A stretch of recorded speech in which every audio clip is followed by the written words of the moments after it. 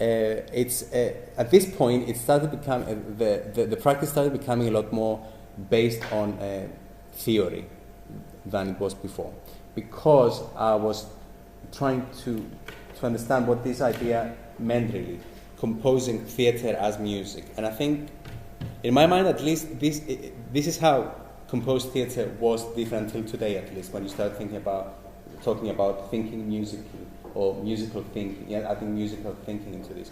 Because the reason why I wasn't happy with the term theatre as music, as I said before, it was because it almost promised something that it was never really delivering. Can theatre be ever be music, really? First of all, do we use different parts of our body to perceive watching and listening?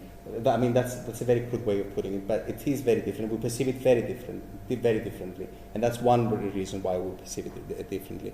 Also, if we are trying to create theatre as music, should we be thinking about how music or different kinds of music, particular kinds of music, work conceptually, and take out models from that, the way that they work conceptually, and base our performances, if they are supposed to be performances as music, on those conceptual models? And that's the thing I think that I was doing in the PhD in classicalism and the last performance, Metaxia Law, that I'm not going to talk about today. But I think this is something that's important, maybe to me at least, and hasn't been talked enough about, according to me, again.